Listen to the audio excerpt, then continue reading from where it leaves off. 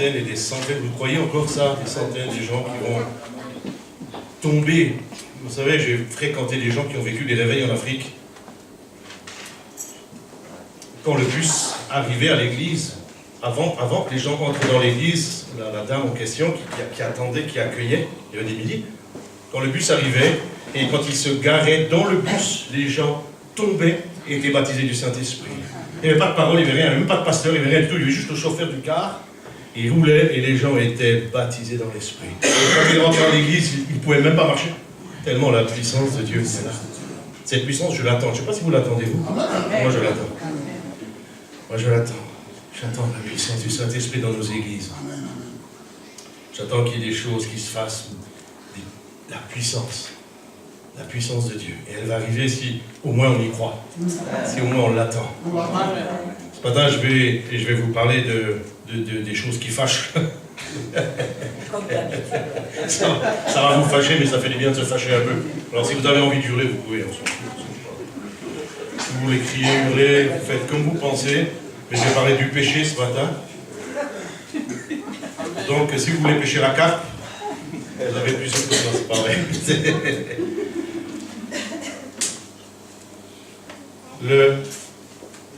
Le péché, il y a des textes dans la Bible qui parlent et qui disent, mais c'est un peu dingue, hein, comment ça... Je ne sais pas si on peut mettre le premier verset. Ouais, mais de quoi? Bruno, tu ne vas pas nous casser la tête. 1 Jean 1, 8. Ah, d'accord. Ah, oui. C'est marqué sur une feuille avec un crayon, tu vois. Oui, merci. Ça y est, commence, tu vois. Commence déjà, pasteur, tu vas souffrir. Ce cas, avec le... Comment on dit, le massage, non? Ah oui, Essayez de retenir, parce que pendant le message, vous savez que vous pouvez guérir de toutes sortes de maladies dans votre corps. Que par la parole, pas la position de main, pas d'onction d'huile, rien du tout. Ce que j'ai vécu, hein. Donc après, faites comme vous voulez, mais... On peut guérir uniquement en lisant la parole. Vous savez, on peut guérir complètement d'une maladie incurable même. Quelque chose qu'on a dans le corps et qui ne sort jamais, peut être guéri en un instant, uniquement en lisant la parole de Dieu. Il n'y a pas besoin que chaque fois, tous les dimanches, vous vous leviez, on impose les mains, on prie, on chasse les démons, des choses comme ça. La parole de Dieu est capable d'elle-même de vous guérir, de changer le courant de votre vie. Il faut bien savoir. Alors, quand on parle du péché, c'est toute une histoire dans une église, mais regardez ce qui est marqué là. Si nous disons que nous n'avons pas de péché, nous nous séduisons nous-mêmes. Alors, qui est pécheur ce matin? Qui a péché? Mais nous sommes tous des pécheurs. Est-ce que quelqu'un peut dire que cette semaine, il est passé du lundi au samedi sans péché? Lève-toi et viens ici. Tu nous expliques comment tu as fait. Nous sommes des menteurs si nous disons que nous n'avons pas de péché. Nous sommes des menteurs. Parce que nous sommes tous des pécheurs. L'apôtre, le prophète, l'évangéliste, le pasteur, le docteur, celui qui impose les mains, celui qui a le don de guérison, est un pécheur. Parce que si quelqu'un vient avec un micro et dit « Moi, cette semaine, je n'ai pas péché », alors tu peux lui dire « Mon gars, tu as un problème. » C'est exactement ça.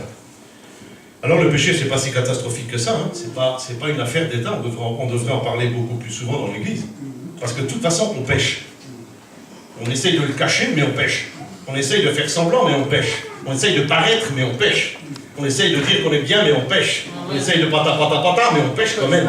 Parce que si tu dis que tu n'as pas de péché, eh bien tu es séduit, c'est encore pire. Tu es démonisé si tu es séduit. Parce que l'esprit de séduction est à chasser. C'est autre chose. 1 Jean 8, 1 Jean 1, 9 maintenant. Bruno, si tu veux bien, 1 Jean 1, 9.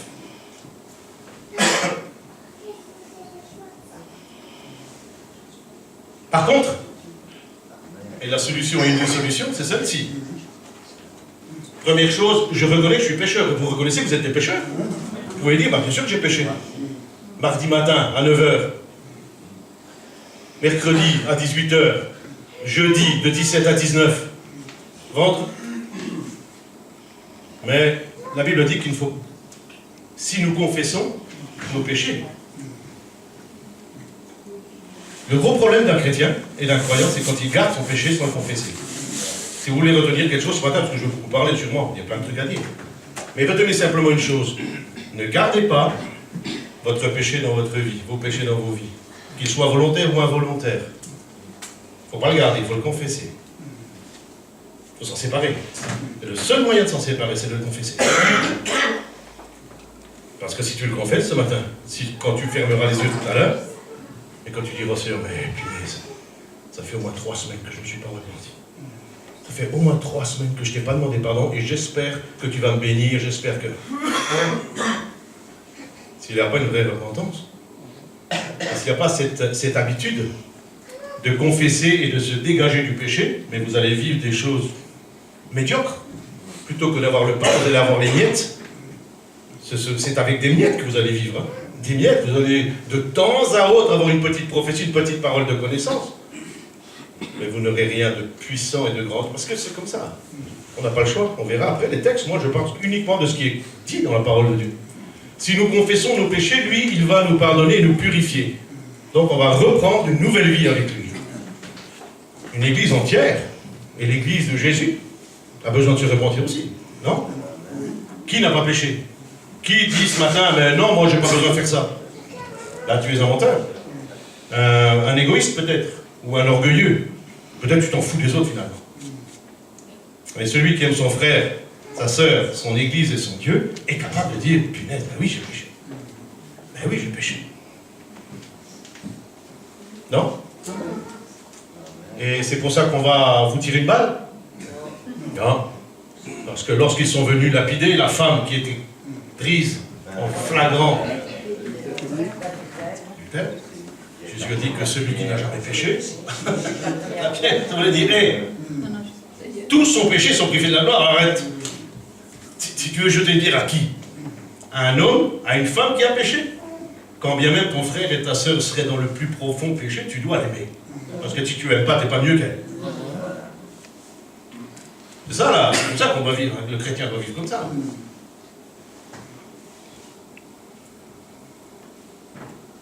Ce sont des textes qui nous font vivre. Ils nous font avancer. C'est des textes comme ça qui rythment le battement de notre cœur. Parce que de toute façon, on est soumis à la parole de Dieu. 1 Jean 8, 10. Si vous voulez arrêter et parler un peu, vous levez la main, vous avez le droit. Si vous n'êtes pas d'accord, vous levez la main, on vous lapidera tout de suite. Si nous disons que nous n'avons pas péché, quelqu'un dit non, non, mais moi j'ai pas péché. Je dis mais arrête. Arrête. Si nous disons que nous n'avons pas de péché, nous faisons Dieu menteur parce qu'il dit mais tu es pécheur. Tu es pécheur. Alors c'est pour ça que quand tu regardes l'autre en face, que tu ne sois jamais supérieur à lui, hein, parce que tu es autant pécheur que lui. C'est pour ça que la Bible dit, regardez les autres comme supérieur à vous-même. La Bible dit, regardez l'autre comme supérieur à vous-même. Parce que de toute façon, tu es pécheur. T'es pas mieux que lui. On n'est pas mieux que l'autre. Nous sommes des pécheurs.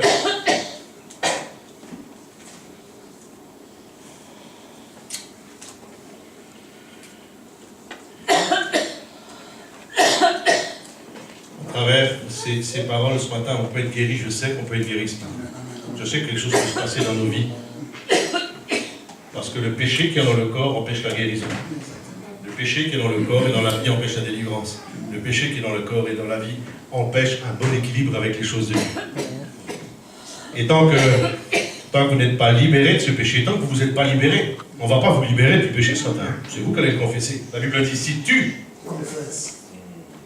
confesses, c'est pas, il va pas le pasteur lui raconter toute ta vie, il va dire, mais oh, tu prends pour qui là? C'est pas à lui de porter tes fardeaux. C'est toi qui dois le faire. Et être assez mature pour dire, je dois confesser aujourd'hui. Il faut que je sorte de là. Il faut que je sorte de cette embrouille parce que ça va mal aller pour ma vie. Vous savez qu'il y en a qui sont morts, hein? Vous savez ça qu'il y en a qui sont morts, non? Il y en a qui sont morts parce qu'ils ont gardé leur péché, parce qu'ils vivaient avec quantité industrielle de péché. D'autres ont été malades toute leur vie chrétienne, parce qu'ils voulaient garder leur vie entre leurs mains. J'ai rencontré des gens comme ça. Hein. J'ai vu des chrétiens morts par Dieu. Vous savez ça? Par Dieu. Vous allez me dire oui. Et quand je prêche quelque chose, c'est que j'ai vécu quelque chose. C'est toujours comme ça. Je ne prêche pas quelque chose que je ne rêve pas. Et quand j'ai préparé ce message, le Seigneur m'a donné un rêve. Il m'a dit qu'il avait enlevé quelqu'un de ma connaissance, parce que justement, il était dans ce cas-là. Je n'avais pas compris pourquoi que les larmes montent, mais cette personne est décédée. Cette personne est décédée parce qu'elle gardait en elle le péché. Est-ce qu'il faut lui jeter la pierre? Non. Des fois, c'est tellement compliqué suivant ce qu'on a vécu. Cet ami a vécu vraiment des choses très difficiles dans sa vie, mais Dieu a préféré l'enlever et la sauver que la laisser sur la terre et qu'elle se perde exactement. Je ne sais pas si vous croyez ça, mais en tous les cas, ici à l'église, on vous l'aura dit. Si un jour vous avez la bonne idée de vous dire que vous avez réussi à être un croyant sans péché alors que vous êtes dans la tromperie, d'accord? Donc, nous sommes des pécheurs. Pourquoi? Bonjour. Ah, quelqu'un qui veut parler? Tu veux parler? Oui. C'est Claudine qui parle. Non, c'est bon. Ce que tu viens de dire là, donc c'était quelqu'un qui était chrétien, qui avait des péchés, mais le Seigneur l'a fait mourir pour pas qu'il s'enfonce un peu plus dans le monde. Exactement. C'est ça que tu veux dire? D'accord. Le Seigneur garde même des gens malades, extrêmement malades dans leur vie, justement pour les garder dans sa main. Parce que s'il y avait guérison, eh bien ces personnes-là iraient dans le monde. Vous savez ça? Alors les gens qui imposent les mains à tous, des fois vous êtes... Oui, madame. Moi j'aimerais savoir, je connais une chrétienne qui est malade depuis des années. Elle prie pour avoir un jour de soulagement. Et ce soulagement, ça pourrait être dû à quoi? Parce que c'est une dame qui est chrétienne, qui mange depuis des années. Mais elle n'arrive pas à avoir une journée sans souffrance. Premièrement, le chrétien, il n'est pas jugé sur ce qu'il fait, mais c'est sur ce qu'il est. Donc tout ce que cette personne veut faire, ou va faire, n'entre pas en ligne de compte. C'est ce qu'on est qui compte aux yeux de Dieu. Parce que la Bible dit, même que si tu parles la langue des anges, même si tu te donnes tout l'argent, si tu n'as pas l'amour, tu n'es rien. Donc c'est ce qu'on est. C'est ce qu'on est à l'intérieur qui compte. C'est pas ce qu'on fait. Alors vous pouvez faire plein de choses. Hein. Il y a plein. Je vais parler tout seul, je crois. Et qu'est-ce qu'il faut faire? Il faut peut-être suivre le message et peut-être lui rapporter ça. Je pourrais lui rapporter ce message de ce matin. Vous lui direz ça. Alors pourquoi on en est là? Pourquoi on pêche à votre avis? Pourquoi on est des pécheurs? Pourquoi sommes-nous des pécheurs? Exactement. Parce que nous sommes des descendants. Vas-y. Et par conséquent?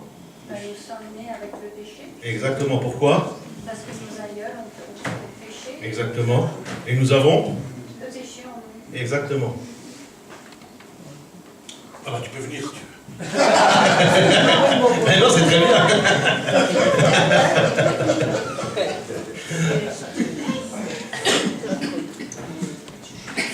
Le chrétien, des fois, il se prend la tête pour rien, quoi. Parce que nous sommes pécheurs, donc on ne peut rien faire. On peut rien faire, on est des pécheurs. Pour ne pas pécher, on n'y arrivera pas. Si on a péché, on doit confesser. D'où vient le péché? Adam et Ève, jardin d'Éden, tatati, tatata, papa, maman ont fait ce qu'il ne fallait pas, voilà, ils ont suivi le serpent, etc., etc. Finalement, on s'est retrouvé avec une nature pécheresse. C'est ça le truc. C'est qu'on vit avec une nature pécheresse. On a le péché en nous. Est-ce que le péché habite en nous?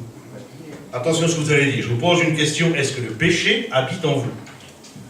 Les oui, levez la main. Les non, laissez la main en bas. Ceux qui sont à 2. Voilà, pour la moyenne. 3. Romains chapitre 7. Monsieur Bruno Capanelli. Tu passes quoi là? Romains 7, 15 à 24. Juste un petit... Romains 7.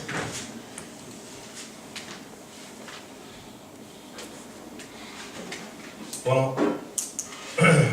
Merci, car je ne... C'est pas n'importe qui a écrit ça. C'est l'apôtre Paul. Je ne fais pas ce que je veux et je fais ce que je hais.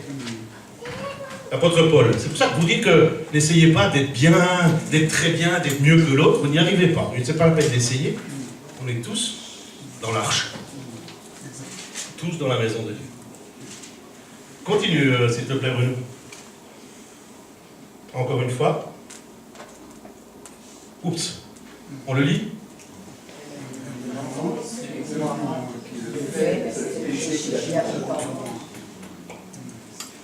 Vous voyez que la Bible dit jusqu'à... La Bible dit qu'on est habité par le péché. On est habité par le péché. C'est comment qu'il le dit? On est habité par le péché. On continue, Bruno, si tu veux bien, comme ça on peut lire jusqu'en bas. Ce qui est bon, je le sais, on sait ce qui est bon. On sait ce qui est bon. Mais on a du mal à le faire parce qu'on est conditionné avec une chair mauvaise, une nature. On doit faire des efforts pour ne pas pécher. On doit... Et des fois, on tombe dans le panneau, quoi. Il y a quelqu'un qui te double, espèce de patch, et tu lui envoies 4 cartouches, quoi. Et après, tu te dis, oups, j'aurais dû l'aimer. Ou alors lui faire une queue de poisson par qu'il me double, mais j'aurais dû faire quelque chose. Ce qui est bon, je le sais, n'habite pas en moi, c'est-à-dire dans ma chair, j'ai la volonté, mais non le pouvoir de le faire. Vous voyez qu'il y a quelque chose en nous, vous voyez que nous sommes des pécheurs, et qu'on n'arrive pas à gérer tout. Alors, si vous êtes dans le péché, je vais vous dire quelque chose, vous êtes vraiment aimé de Dieu. Et vous êtes aimé de Dieu. Parce que Dieu sait toutes ces choses. Je n'ai pas dit qu'il faut y rester.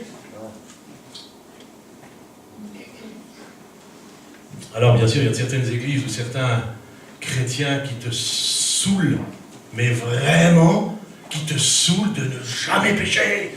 Ne fais pas ça, ne fais pas ça. Mais nous sommes habités par ça. Nous avons ça en nous. Et les gens qui mettent le stress sur les autres, fous-lui la paix. Dis-lui que Dieu l'aime. Et que s'il a péché, il doit confesser son péché. Merci, pasteur.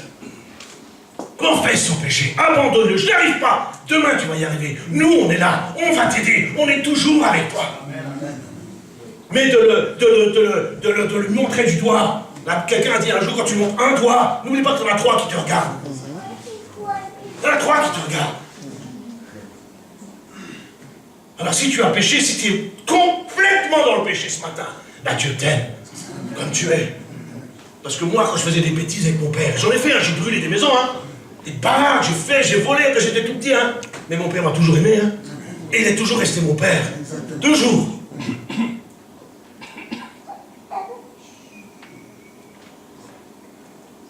Le verset 20, Bruno, s'il te plaît. Regardez encore une fois. Regardez encore une fois. Le péché habite en nous. C'est ce qui me donne cette capacité d'être tranquille dans mon cœur.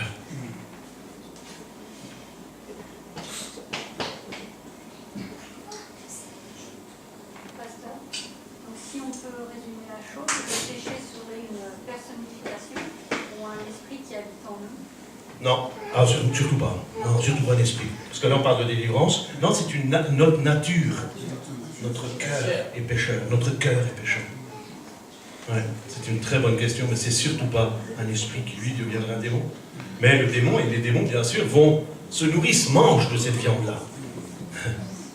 Si vous péchez beaucoup et vous vous amusez avec ça, vous allez être démonisé. Ça, c'est un fait.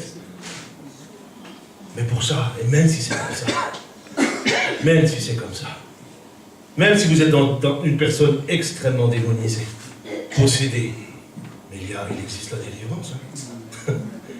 Mais la délivrance est vraiment active quand il y a une vraie confession de péché. Vous savez, il y en a qui veulent être délivrés du démon, et des démons, on a fait de la délivrance à l'école biblique pendant 4 ans sur des gens. Et alors on a étudié tous les cas de figure. Mais ceux qui sont vraiment délivrés, c'est ceux qui aiment Dieu, qui n'arrivent pas à être délivrés. Ils viennent devant en disant, je suis possédé, j'ai quelque chose dans ma vie au nom de Jésus. Et c'est fait, c'est fait, c'est fait. La vraie délivrance, c'est quand on confesse, quand on aime. On ne joue pas avec les choses de Dieu, mais bref. Donc notre vieille nature, qui n'est pas un esprit, merci pour l'intervention, notre vieille nature, notre moi ou notre chair, comme l'appelle aussi la Bible, notre chair, elle a des désirs contraires à l'esprit. J'ai noté ces petites choses. Elle souhaite à tout prix monopoliser notre vie. La chair veut faire ce qu'elle veut et sans Dieu. On pourrait presque l'appeler l'antichrist. Presque. Je dis presque, hein, attention. On pourrait presque l'appeler l'antichrist, la chair. Tellement elle veut faire les choses sans Dieu. Sans Dieu.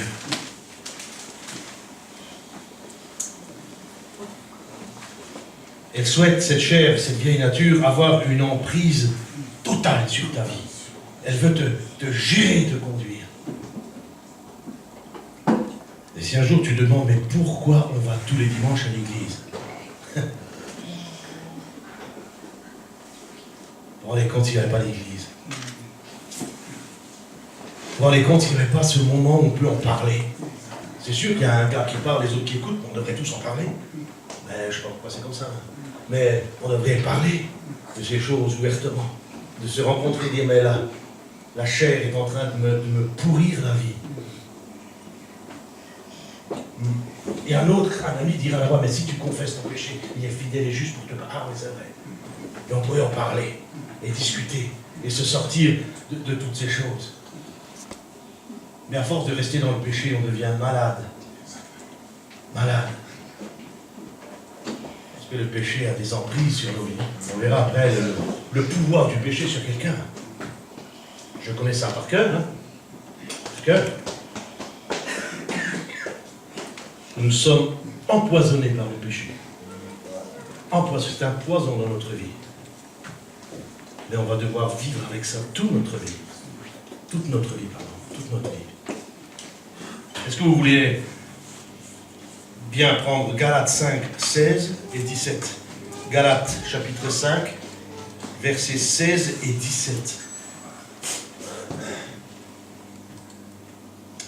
Et pendant que nous en parlons, préparez-vous à peut-être dire au Seigneur, je vais confesser mon péché ce matin.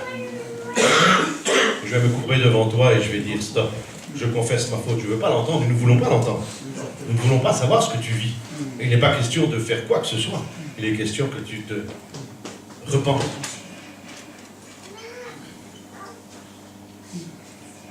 Essaye de te préparer si tu veux. Alors il y a des solutions dans la parole de Dieu et elles sont les bienvenues parce que sinon je ne sais pas comment on vivrait. Je dis donc, marchez selon l'esprit et vous n'accomplirez pas les désirs de la chair. Donc c'est pour ça qu'il y a l'église de Jésus sur la terre tous les dimanches. C'est pour ça, parce qu'on reprend des forces ce dimanche. On reprend la parole de Dieu dimanche. Chose que de la semaine on n'a pas vraiment le temps. Mais on reprend des forces.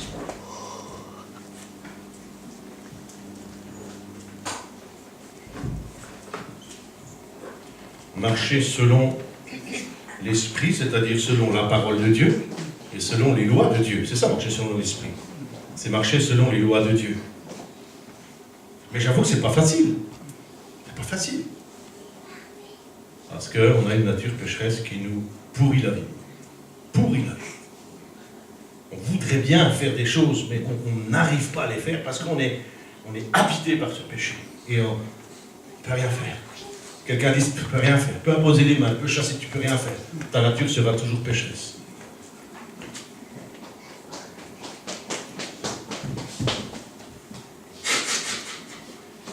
Galates 5, 17.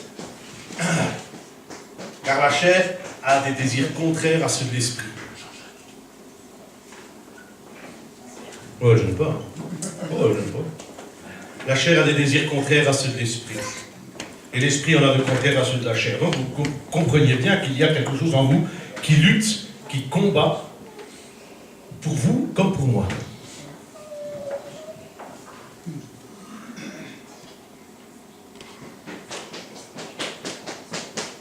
Est-ce qu'il y a des questions jusqu'alors? Vous comprenez dans quel état nous sommes? Vous comprenez dans quel état nous sommes? Et c'est pour cela qu'on doit se réjouir. Parce que sans Jésus, on ne peut rien faire. On ne peut rien faire. Tu veux vivre sans le Seigneur, tu veux vivre sans la prière, tu veux vivre sans la Bible, tu veux essayer de ne pas avoir de péché, tu veux essayer d'être meilleur que l'autre, tu veux un ministère, tu veux un don, tu veux fais ce que tu veux. Nous sommes des pécheurs. Nous sommes des pécheurs. La chair a des désirs contraires. Ils sont opposés. Il y a une opposition entre mon moi et Dieu. Il y a une opposition constante. Il y a constamment une opposition, une lutte, une bagarre. C'est peut-être pour ça, c'est ça que vous rencontrez dans votre vie. C'est ce qui vous fait culpabiliser, c'est ce qui vous ralentit, c'est ce qui vous empêche d'avancer. Oui, ça vous empêche d'avancer, parce que vous dites, mais je suis pécheur, moi Dieu m'a déjà abandonné, mais il ne t'abandonne pas. Dieu n'abandonne pas le pécheur, il n'abandonne pas ses enfants, il les aime. Il les aime. Et un des premiers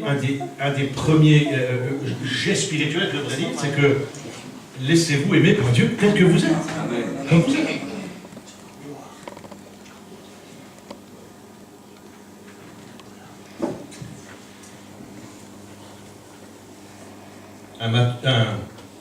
Un croyant mature sera en mesure de comprendre et de gérer son dédoublement de personnalité. Ça va? On doit gérer ce dédoublement de personnalité parce que le dimanche, nous sommes vraiment chrétiens. Enfin, on va montrer le mieux qu'on peut notre vie chrétienne. Mais le mardi, le mercredi, il y a une sorte de dédoublement de personnalité, c'est-à-dire qu'on devient charnel tout doucement. Alors il y a l'aspect charnel et l'aspect spirituel, et là on se dédouble un peu, j'avais marqué schizophrénie, mais la schizophrénie spirituelle, si on va dans cet abords, ça va donner des histoires dans les églises, on ne va pas dire ça, on va dire dédoublement de personnalité. C'est-à-dire qu'on peut être vraiment chrétien pendant un temps, et tout d'un coup, la même personne, le même individu qui a prié, qui a jeûné, qui a ça, va prendre une cuite au bistrot d'à côté, il va s'enivrer parce qu'il en a ras-le-bol de quelque chose. Il y a ce dédoublement de personnalité. Et qu'est-ce qu'on fait dans ces cas-là? Eh bien, ces gens-là, il faut les aimer. Il faut vraiment les aimer. Il faut qu'on s'aime les uns les autres. Alors, stop à la critique. Arrêtez de juger l'autre. Arrêtez de croire que vous êtes meilleur que l'autre. Arrêtez de montrer du doigt l'autre. Arrêtez de dire, mais tu sais, tu as fait ça. Que celui qui n'a jamais péché lui jette le premier caillou. Alors, arrêtez, si vous voulez faire quelque chose de bien ce matin, arrêtez de critiquer, de juger, de parler de l'un ou de l'autre méchamment. On peut faire un geste avec le pasteur en disant attention là, il faudra peut-être qu'il se calme un peu. Mais, stop à la critique. Ça, on va arrêter avec ça. Ça, c'est une chose qu'il faut vraiment mettre en place. Arrêtez de vous juger, de vous critiquer, parce que celui qui juge sera jugé de la même manière qu'il a jugé, et celui qui mesure sera mesuré de la même manière qu'il a mesuré. Donc, faites attention quand même.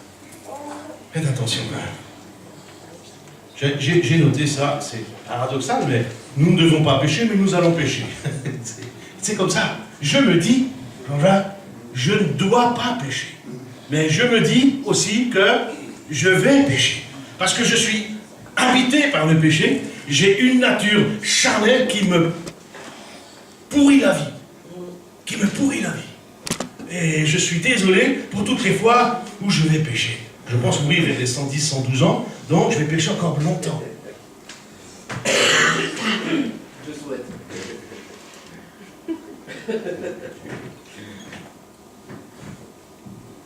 Si vous avez péché, il va falloir le confesser après. Vous allez voir que dans votre vie, ça change. Je fais ces expériences, parce que je ne dors pas beaucoup la nuit. Je m'ennuie quand je dors. Je m'ennuie. On ne fait rien. La journée, tu travailles, la nuit, tu peux prier. Non, Romains 6, 12. Romains chapitre 6, verset 12. Vous avez à suivre, ça va? On parle du péché, hein?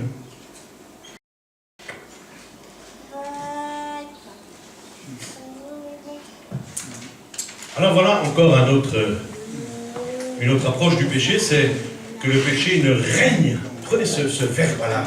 Il ne faut pas alors qu'il vienne et qu'il s'en aille, qu'on le confesse et qu'il revienne, ok. Mais que le péché ne règne pas, qu'il n'ait pas une emprise sur nous. Parce que si quelqu'un règne sur vous, ça veut dire qu'il est le roi. Ça veut dire qu'il est roi de vous. Et si le péché est roi de vous, ça va mal aller. Ça va mal aller. C'est pour ça que le dimanche, il faut savoir dire, ok, stop, on va enrayer ça. Et on va détruire ça. Tous les péchés, toutes les fautes que j'ai commises ces dernières semaines, pour lesquelles je ne me suis pas repenti, ou toutes les fois je n'ai pas demandé pardon. Et alors j'ai dans ma vie des anomalies physiques, mentales, psychologiques, spirituelles. Pourquoi? Parce que je traîne des boulets, je traîne des péchés. Parce qu'ils sont dans mon corps. Parce que je les ai acceptés. Parce que j'ai une nature pécheresse. Parce que j'ai laissé entrer le mal. Mais parce que je sais aussi que le péché habite en Jean-Michel. Il habite en moi. Donc forcément, un jour ou l'autre, je vais une moindre petite fatigue et je vais m'enflammer pour un oui ou pour un non. Ouais.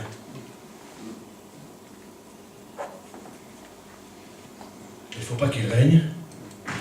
Que le péché ne règne donc point dans vos corps mortels, dans le corps. Hein. On ne parle pas forcément du Saint-Esprit. On parle du corps. Du corps. Et n'obéissez pas. Pourquoi? Parce qu'il parle, parce que cette nature pécheresse parle. Elle nous raconte quelque chose. Et c'est pour cela qu'on pêche. Alors, qui que vous soyez aujourd'hui, si tu as vraiment péché, si tu es la plus grande crapule de toute la terre en ce qui concerne la vie spirituelle, eh ben nous, on t'aime de tout notre cœur. Ça, c'est sûr. Ça, c'est sûr.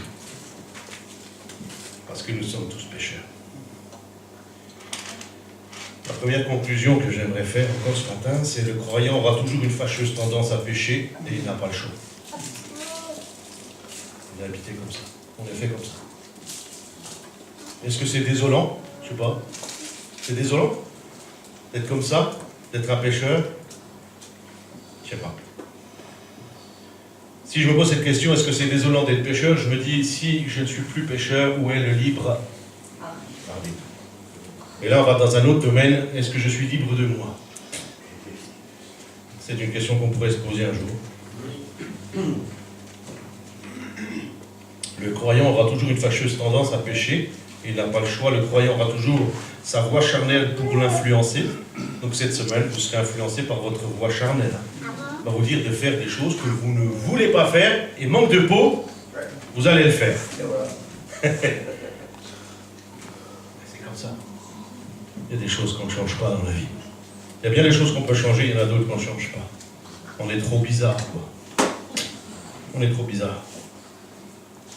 Et bien sûr, le croyant aura toujours le choix entre obéir à la chair et à l'esprit.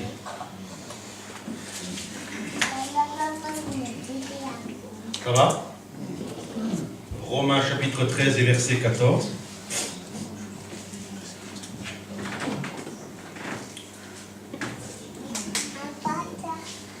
Voilà encore une autre solution, si vous voulez la noter peut-être, mais revêtez-vous du Seigneur Jésus et n'ayez pas soin de la chair pour en sortir. Voilà. Donc la solution, c'est pas nous, c'est Jésus.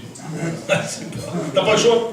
Oui, t'as pas de moi, il est pourri ton moi. Il est mauvais. La seule et le seul être, le seul Dieu, le seul roi, le seul Seigneur, la seule victoire, le seul amour, la seule présence, c'est Jésus-Christ. C'est pour ça que lorsque on parle de la fin des temps, on ne parle pas d'un anti-Dieu ou d'un anti-Saint-Esprit. On parle d'un anti-Christ. Et si vous étudiez l'antichrist,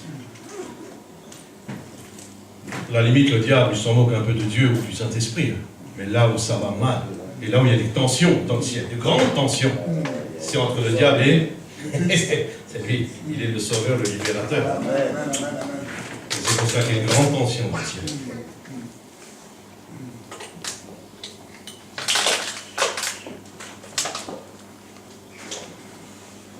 Le péché a des conséquences désastreuses. Vous savez ça, je pense. C'est tellement désastreux que lorsqu'Adam et Ève ont péché, ils ont été jetés dehors. Premièrement, ils ont dû se revêtir. On ne va pas parler de toutes ces choses. Mais en tous les cas, ils ont été exclus. Il y a eu rupture de contrat. Rupture de contrat.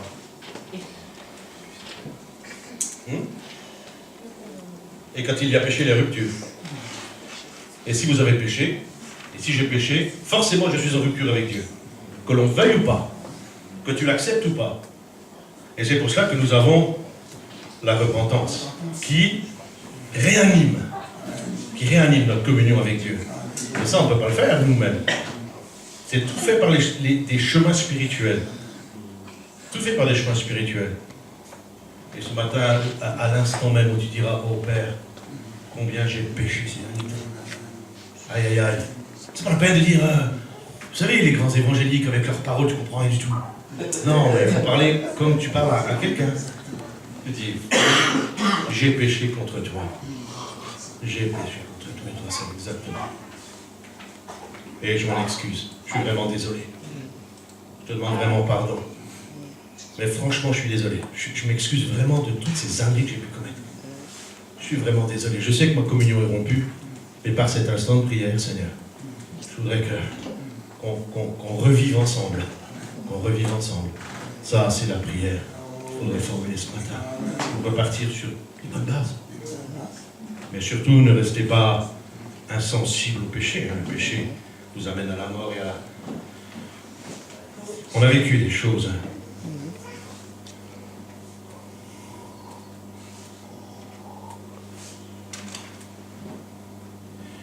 Le péché est la transgression d'un commandement de Dieu. Je vous répète juste ce qu'on sait déjà. C'est un acte de désobéissance envers Dieu. Et forcément, ça coupe, ça casse. Le péché, c'est ce qui est contraire à la volonté de Dieu. Il peut être commis en pensée, en parole ou en acte. D'accord? Pensée, parole ou acte. Alors si c'était que des actes, si ça n'était que des actes, ça irait encore, on arriverait à se maintenir. Mais dans la pensée, qui ne pêche pas en pensée?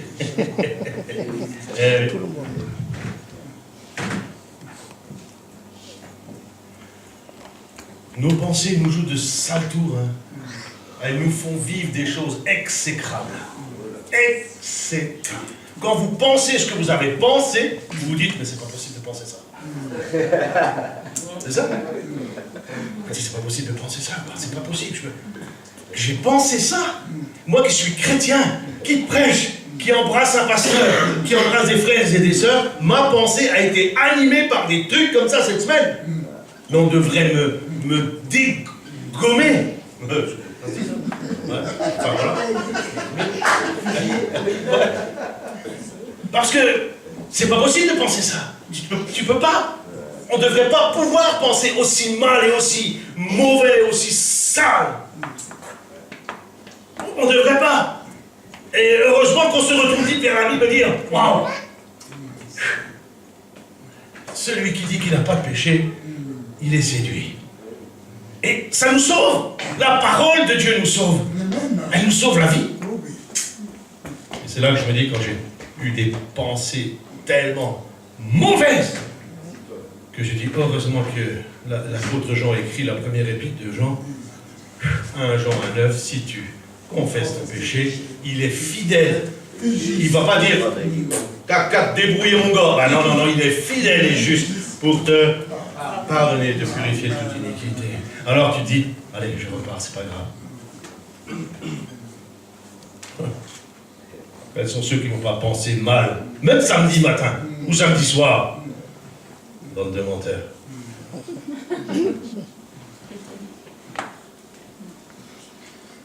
On n'a pas le choix. C'est pour cela qu'il faut toujours se réjouir dans le Seigneur. Lorsque Colossiens dit « Réjouissez-vous toujours dans le Seigneur », on doit se réjouir de ce que nous sommes des pécheurs, de ce qu'on peut pardonner et être pardonné. C'est pour ça qu'on se réjouit. Heureusement qu'on a la parole. Et c'est pour ça que le frère pasteur disait « La parole nous libère. Elle guérit la parole. Elle guérit la parole. Elle fait battre mon cœur tout tranquillement. Tout tranquille.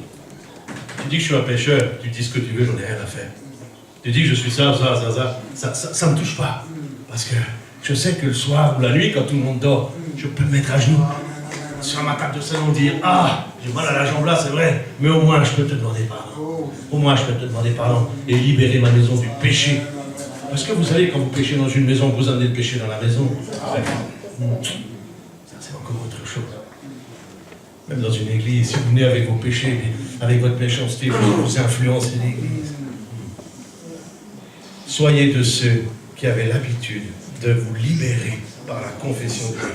Libérez vos parfums. N'allez pas toujours dans l'imposition des mains aux choses alors que vous n'êtes pas propre. Vous allez devant votre pasteur, vous êtes sale du péché, vous n'êtes pas repenti, il va mettre la main sur votre tête, qu'est-ce qu'il va sentir? La cacagnousse. Il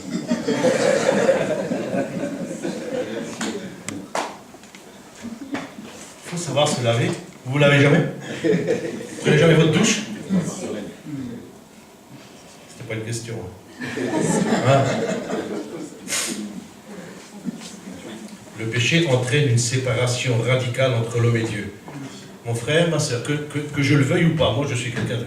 Bref, je parle pas. Mais le péché, dès que tu as péché, touc, ça se coupe avec Dieu. Ça se coupe. Pas le lendemain, pas dimanche matin à 9h15 quand la cloche a sonné. Hein, ça c'est autre chose. Mais ça coupe. Le péché entraîne une séparation radicale entre l'homme et Dieu. C'est un fossé infranchissable. À moins de rétablir avec Jésus.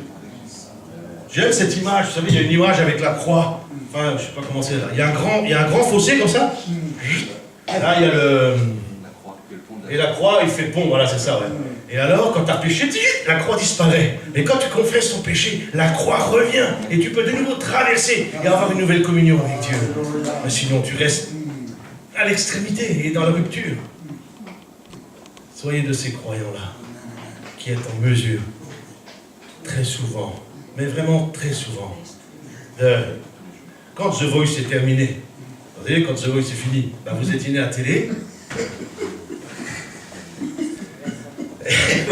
et vous demandez pardon au Seigneur dans ce que vous avez péché.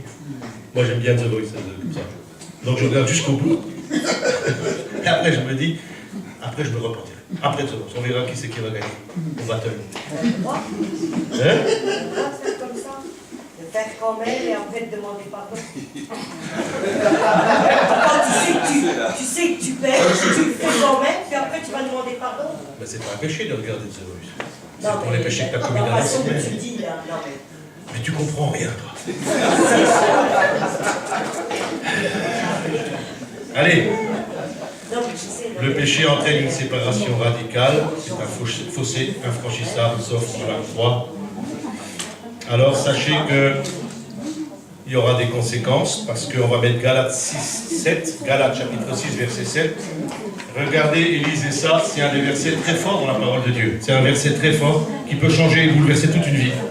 Galates chapitre 6, verset 7.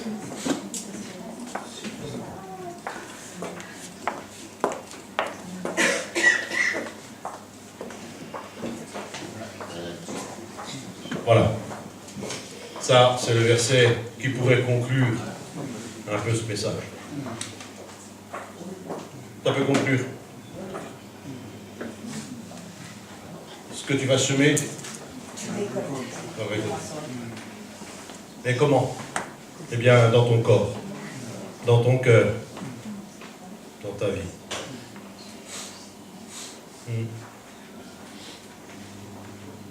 Savoir simplement demander pardon pour les péchés qu'on a commis.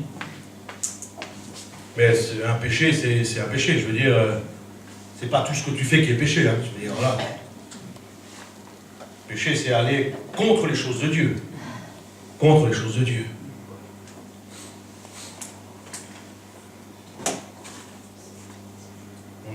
On a vécu des choses assez particulières en faisant d'évangélisation où les gens devaient tout jeter. Vous savez, à un certain moment, il fallait vider sa maison parce qu'il y avait des démons dans les assiettes, dans les verres, dans les fourchettes. Vous connaissez ça? Vous avez déjà entendu parler de ça? Et alors, il y a des évangélistes qui passaient, qui disaient « il faut tout jeter parce que ta maison est habitée par des démons ». Donc les gens jetaient tout. Mais bien sûr, il fallait tout racheter. Hein. C'était ça le problème. Et il n'y avait pas de demi-mesure. C'était fait n'importe comment. N'importe comment. N'importe comment. Ne vous y trompez pas, on ne se moque pas de Dieu. Ce que tu sèmes, tu vas le moissonner aussi. Dans ton corps, dans ton âme, dans ton cœur. Tu vas le moissonner. Un jour, c'est devant toi. Hein. Si tu veux garder ton péché, si tu résistes, ce sont les orgueilleux qui résistent. Mais les humbles recevront la grâce de Dieu. C'est comme ça que c'est dit. Dieu résiste aux orgueilleux. C'est ça ce que dit la Bible. Alors, arrêtez de croire que vous êtes bien et mieux que les autres. Il faut arrêter ça tout de suite. On n'est pas mieux, on est tous des pécheurs. Et je veux te dire qu'avant la fin de la semaine, tu auras péché, soit en parole, soit en acte. Vous êtes d'accord avec ça? On va le faire, ça va arriver. Même si tu essaies de te concentrer tous les jours pour savoir si tu vas plonger. Tu vas plonger. Et tu devras encore une fois te repentir. Mais je vous dis que ces versets-là me font vivre. Amen. Ça me fait vivre. Ça m'empêche de culpabiliser. Ça m'empêche d'avoir une pression. Et ça me fait aimer Dieu encore plus. Encore plus. Ça me fait aimer Dieu, mais plus que plus, quoi. Parce qu'on a toutes les solutions. Parce qu'il ne me met pas la pression. Parce qu'il m'aime. Parce qu'il me dit, tu sais, si tu abandonnes ton péché, tu vas me retrouver comme Père. Quelle grâce. Quelle grâce. Alors, je ne sais pas, est-ce que vous voulez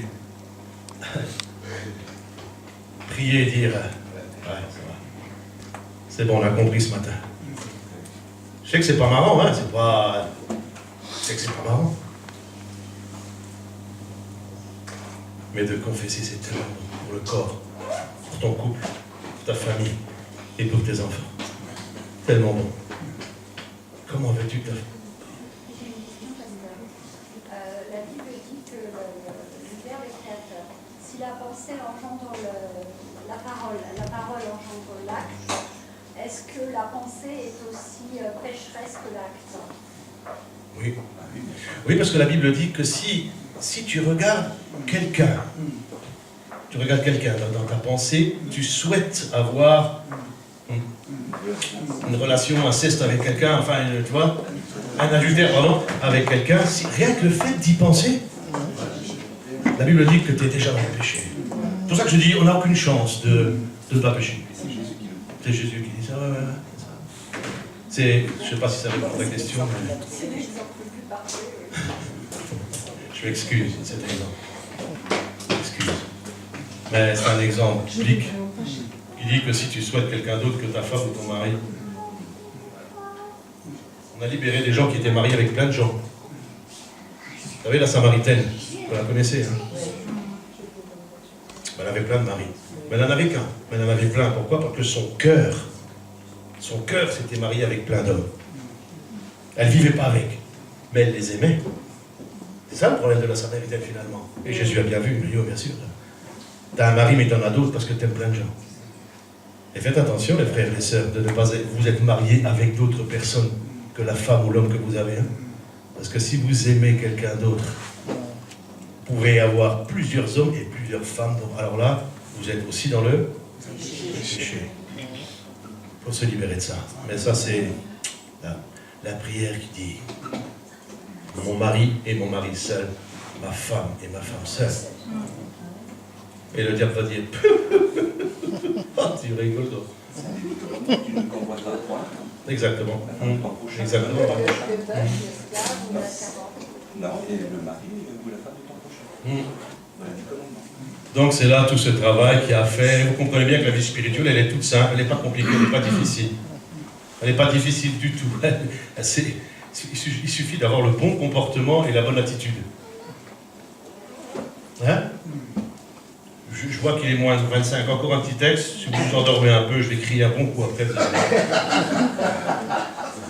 Luc 18, 10. Luc 18, 10 à 15. Ce sera encore un petit truc pour vous ce matin.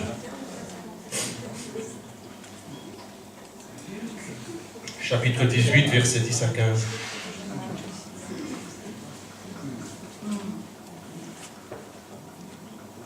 Il y avait un pharisien, donc un gars de la secte, hein, la secte des pharisiens, et un publicain, continue, vas-y. Donc il y a deux hommes. Le pharisien debout priait en lui-même, je te rends grâce que je ne suis pas comme les restes des hommes, qui sont ravisseurs, injustes, adultères, ou même même comme ce publicain, tu continues. Je jeûne 2 fois par semaine, je donne ma dîme de tous mes revenus, patati patata. Le publicain se tenant à distance n'osait même pas lever les yeux devant Dieu, même pas lever les yeux. Le gars, il n'osait même pas regarder à Dieu tellement il savait qu'il était pécheur. Alors vous savez, tous ceux qui lèvent les yeux, qui disent, moi je... Le publicain se tenant en distance n'osait même pas lever les yeux au ciel, mais il se frappait la poitrine en disant, Dieu, apaise-moi, car je suis un pécheur. Vous savez, quand on reconnaît qu'on est pécheur, quand on reconnaît qu'on est pécheur, quand on dit, je suis pécheur, je suis mauvais, je suis un enfant de Dieu. Je veux ce matin arrêter ces choses. Je veux les arrêter ce matin. Je ne sais pas comment, mais je veux les arrêter. Alors ça va s'arrêter. Parce qu'il est fidèle. Et juste, s'il n'y avait pas cette parole, je ne saurais pas quoi dire. Je ne saurais pas quoi dire. Il n'y a pas d'autre chose qui... S'il n'y a pas cette parole qui dit que Jésus est fidèle et juste, je me dirais, punaise, il manque quand même quelque chose. Mais j'aime aussi cette parole qui dit, je ne mettrai pas dehors celui qui vient à moi. Et cette parole, je me dis, mais même si je suis pire que pire, le gars à abattre, à jeter, à brûler et à mettre les cendres au fond de la mer. Et le fils prodigue était en train de manger des caroubes. Il mangeait la nourriture au cochon. Il mangeait de la nourriture, il s'est repenti, il est revenu, il a reconstruit, il a rebâti, il est revenu, il a confessé son péché. Et quand le Père l'a venu, l'a vu, il l'a pris dans les bras, il lui a donné, etc. Il a tué vos grâces, du sacrifice qui nous purifie. Voilà. Alors si tu es dans le péché, si tu es embourbé, si tu es dans la mouise, si tu es foutu, si tu crois que tu es cuit, ce matin la solution, ça n'est qu'une personne, c'est Jésus. Amen.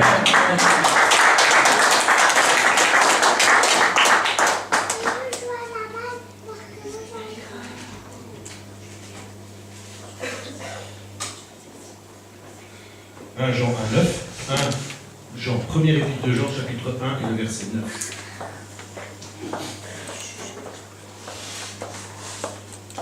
On relit ces deux derniers versets pour si vous voulez, si quelqu'un veut prier, on va commencer, vous l'avez déjà fait, c'est très bien. Donc retenez ce verset, il est fidèle et juste pour nous les pardonner. Merci. Après, si nous confessons, donc il faut savoir les confesser aussi, les dire à voix basse dans votre cœur. Jacques chapitre 5 et verset 16. Jacques chapitre 5 et verset 16. Mais si tu as péché et tu dis que tu le confesses en silence devant Dieu, ok. Mais si tu as quelque chose que tu as péché avec une personne, il faut aussi que tu ailles voir la personne en question. Sinon c'est un petit peu facile, je trouve. Si il s'est passé quelque chose entre deux personnes, la personne en question, d'accord, elle va demander pardon au Seigneur. Mais je veux dire, celle qui a été blessée, elle a peut-être aussi besoin d'entendre ton pardon. Alors ça c'est autre chose, c'est un autre message, c'est le pardon. C'est le pardon, Laetitia, ça c'est le pardon. C'est très juste, c'est très bien pour l'intervention, mais ça concernerait plutôt le pardon, je pense. Hein.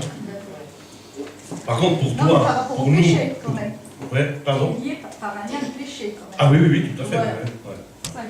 Mais la confession et le pardon libèrent. Alors là, Voilà, c'est vraiment ce qui est très très fort dans la parole de Dieu. Ouais.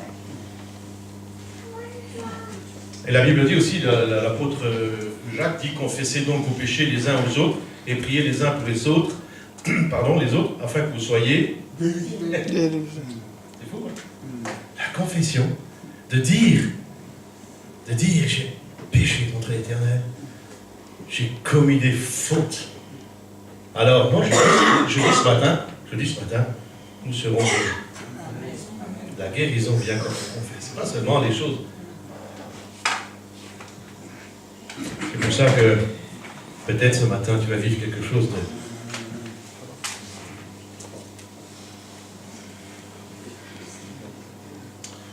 Maintenant, si vous pensez qu'il faut absolument confesser votre péché à voix haute parce que vous ne pouvez pas.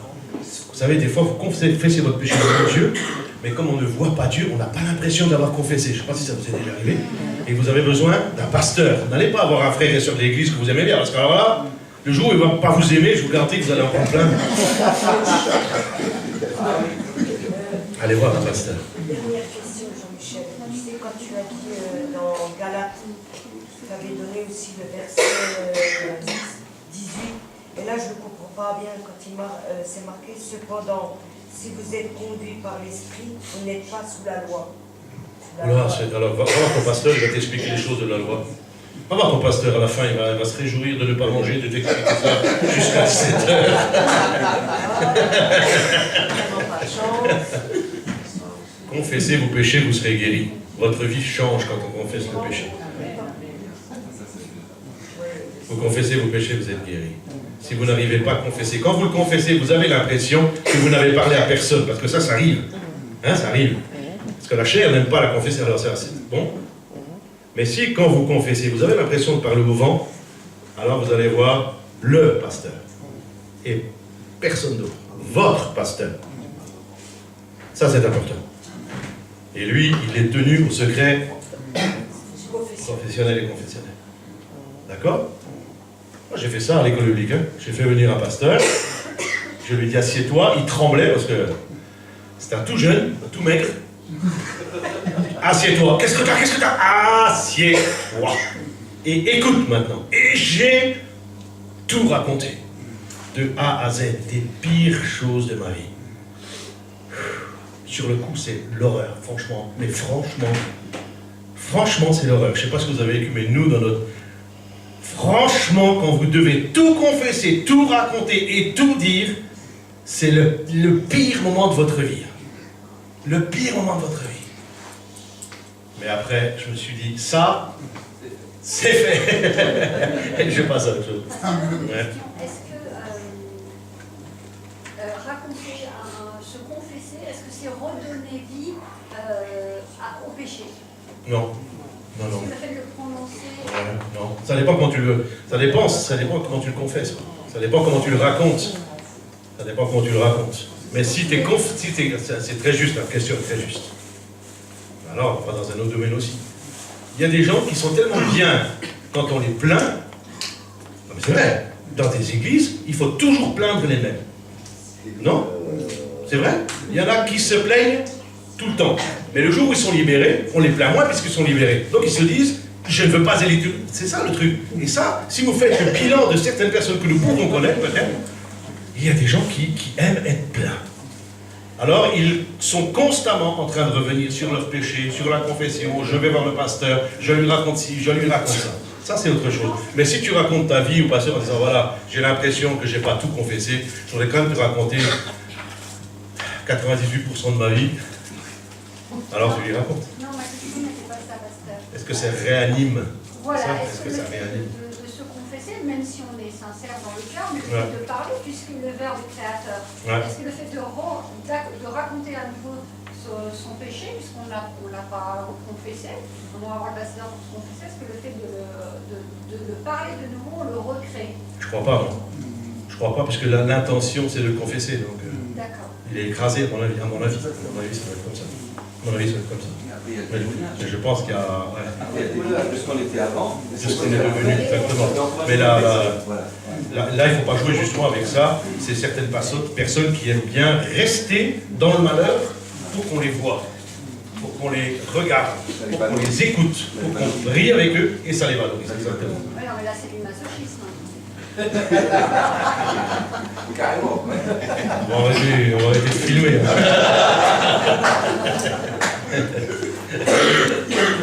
Seigneur, ôte mon péché ce matin. Oui, Seigneur.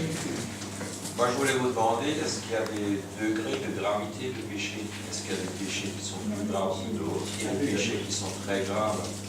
Est-ce qu'ils sont pardonnés plus facilement? Et est-ce que les péchés, par rapport au commandement de Dieu,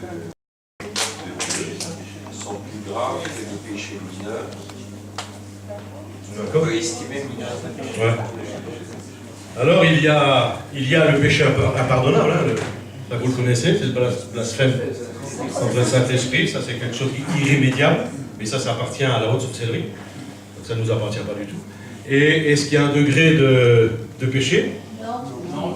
Celui qui vole du pain, est-ce qu'il pêche moins ou autant que celui qui tue un dard? Ah, vous, à votre avis? Mais le vol, c'est Le péché est le même. La conséquence est la même, et par conséquent, il n'y a pas de grand et de petit péché. Le moindre de péché va créer une rupture. Oui, mais celui qui refuse à manger parce que son frère n'a pas à manger, il pêche. Alors, est-ce que c'est le voleur qui vole son pain pour manger, alors qu'il est dit demande et tu obtiendras. Donc Seigneur, je veux du pain, aide-moi à trouver ma nourriture. Mais celui qui a et qui ne donne pas, il pêche. Donc comment régler ce problème? Ce conflit. Voilà. Je vais simplement répondre à la question, est-ce qu'il y a un grand et un petit péché? À votre avis? Non. Le péché est le péché. Il crée une rupture. Aux yeux des hommes, il y a des grands et des petits péchés. À nos yeux, oui. Quelqu'un qui tue, c'est un grand péché. Quelqu'un qui vole, c'est moyen. Quelqu'un qui dit un gros mot, c'est tout petit. Mais, c'est péché. C'est péché. Et chaque péché, et pour chaque péché, il y a besoin de... C'est ça. Je ne sais pas si c'est répondu. On n'a pas toutes les réponses. On n'a pas toutes les réponses aux choses de Dieu, mais ma soeur, vous avez quelqu'un parlé? C'est moi. Oh, pardon, excuse-moi. Je te dis, le péché est le péché, mais suivant ce que tu as commis, tu en paieras quand même les conséquences. Je veux dire, celui qui a volé du pain, il va peut-être rendre le pain, mais celui qui a tué, il ira en tôle. Voilà, les conséquences ne sont pas les mêmes. Même. Les conséquences ne sont pas les mêmes. Exactement. Merci. Par contre, chaque péché a besoin d'une confession. Non, mais il y a la justice des hommes, non, aussi, non, pasteur. Ça veut dire que ce qu'on peut payer sous terre n'est pas la même chose que non. dans le ciel. Non. Okay. Non. La justice des hommes est différente, mais elle est bonne. La justice des hommes est bonne. Juge, prison, punition, tout ça, c'est... Il y a l'exemple du brigand sur la croix. Oui, exactement. Il a vécu la justice humaine, mais il était sauvé par la C'est grâce. ça, exactement. Sans être baptisé. Pour ceux qui croient que le baptême, ça sauve. Il y en a qui pensent que d'être baptisé dans l'eau, ça sauve. Non, c'est faux. Esdras, chapitre 10, verset 11, Bruno. Esdras, chapitre 10, verset 11, ce sera le dernier verset. Et après, faites comme vous voulez, pensez comme vous pensez. Ce que je vous encourage à faire, c'est de confesser, d'abandonner, de reconnaître, de laisser le Saint-Esprit agir dans vos vies. On n'est pas, un pasteur ne fera pas les miracles. C'est Dieu qui fait, c'est votre... Et si vous avez des gens qui sont constamment malades, qui sont constamment maudits, qui sont constamment, comme tu disais, les sœurs avant, il faut savoir traiter les racines, c'est ça. Regardez ce verset, peut-être qu'il va vous encourager à travailler ce matin. Si vous avez encore juste une petite minute de concentration, regardez ce qu'il est écrit là. Confessez maintenant votre faute à l'Éternel. Vous savez, il n'y a pas besoin forcément d'aller voir.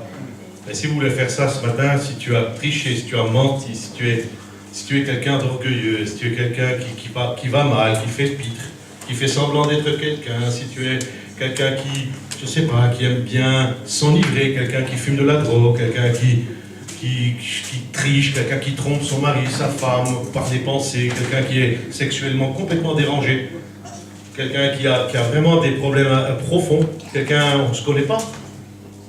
Mais tout ce que je sais, c'est que le péché habite en nous, il nous fait faire des horreurs.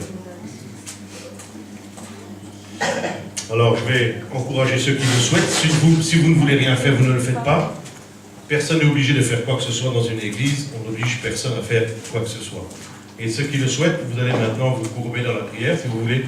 Et puis je vais simplement prier pour essayer de vous encourager à confesser vos fautes. Et puis, surtout, de trouver la guérison, de trouver la délivrance, s'il le faut, de trouver la victoire aussi. Seigneur, ce matin, nous sommes comme des bébés devant le Père. Nous ne savons pas vraiment ce qu'il faut faire et ce qu'il ne faut pas faire. Mais nous savons que ta parole est une puissance. Nous savons que la parole dit confessez maintenant votre faute à l'Éternel. Confessez-les, dites. Dis-le, j'ai fait ce qu'il ne fallait pas faire. Je te demande pardon, Seigneur. J'ai commis des infidélités. J'ai triché, j'ai menti. J'ai raconté des choses qu'il ne fallait pas. Je me suis fâché. Fais ton œuvre encore ce matin. Fais ton œuvre encore ce matin. Et tout au long de cette semaine, Seigneur, tu œuvres. Je confesse mon péché devant ton trône de gloire ce matin. Je confesse les anomalies. Et je les abandonne maintenant dans le nom de Jésus-Christ de Nazareth. Dans le nom de Jésus.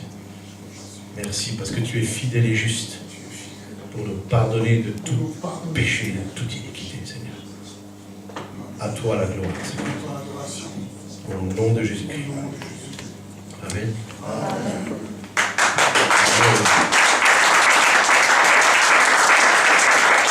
Merci, Seigneur. Ça, c'était pour le pasteur. L'acclamons Dieu maintenant. Alléluia.